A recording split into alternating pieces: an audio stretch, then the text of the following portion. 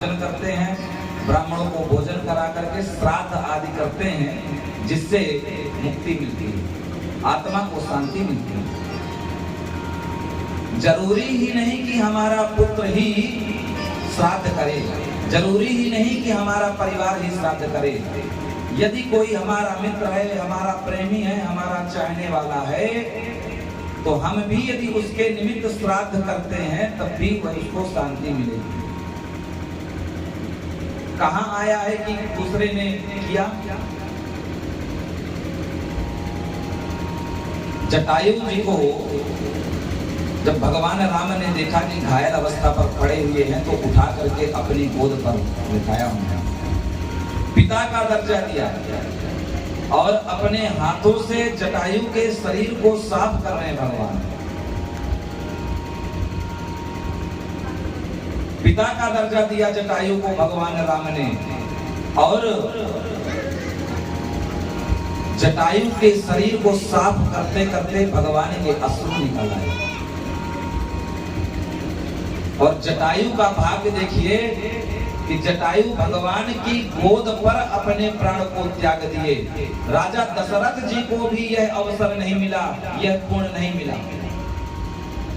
जो भगवान के चरणों में रह करके भगवान के गोद में जिसका प्राण निकल जाए तो उसकी मुक्ति अवश्य है। श्राद्ध करने की फिर क्या मुझे लगा दीजिए, फिर ले जाऊं।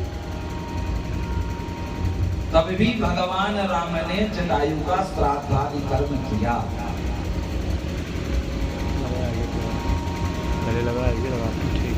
इसलिए कोई किसी के भी प्रति यदि कोई मित्र हो, कोई चाहने वाला हो, कोई प्रेमी हो, यदि उसके प्रति हम श्राद्ध करते हैं, उसके निमित्त श्राद्ध करते हैं तो वह श्राद्ध उसको प्राप्त। कुछ नियम बताए गए, ये तो हो गई एकोदिष्ट श्राद्ध। एक होती है पार्वणी श्राद्ध। पार्वणी श्राद्ध में एक पर्व माने उत्सव की तरह मनाया जाता है पार्वणी श्राद्ध। उसमें कहीं कहीं की मान्यता है, लोग अपने पितरों को घर में आवाहन करते हैं, पितरों को बैठाते हैं और 15 दिन भोजन करते हैं, सुंदर भोग लगाते हैं और सुंदर नियम से रह करके श्राद्ध करते हैं, ब्राह्मण भोजन कराते हैं। ये पार्वणी श्राद्ध होती है। एक श्राद्ध होती है नांदी मुख श्राद्ध, जो शुभ कर्म करने के पहले, घर में यज्ञ आदि करने के पहले, विवाह के पहले, उपनयन कराने के पहले जो भी आप यदि पूजन कराते हैं उसके पहले नांदी मुख श्राद्ध होता है। कुछ नियम है, देश काल रीति, 3 रीति बताई गई हैं, वेद रीति, देश रीति और कुल रीति। जो वेद रीति होती है सभी जगह प्रमाण रहता है। देश रीति अपने अपने गांव की कुछ अपनी अपनी रीति हो जाती है। और कुल रीति क्या होती है?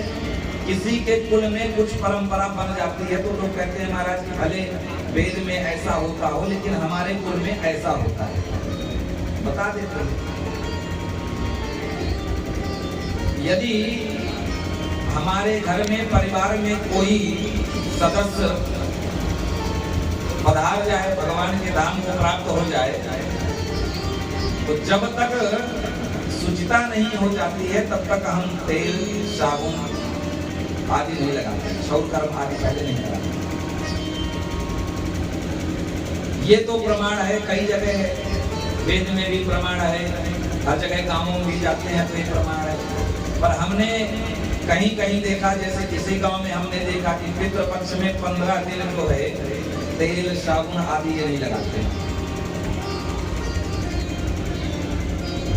तो ये वेद रीति या कहो या कि देश रीति कह लो या कुल रीति कह लो, ये अपने अपने यहाँ की प्रथा है और किसी प्रथा को झुठलाना भी सही नहीं है। पूर्वजों ने कोई प्रथा यदि बनाई होगी तो सोच समझ करके बनाई होगी। लेकिन जहां तक मेरा मानना है कि जिस घर में पितृ बैठाए जाएं, बुलाए जाते हैं, पितरों का स्थान दिया जाता है, उस घर में उस घर के बड़े जो श्राद्ध आदि कर्म के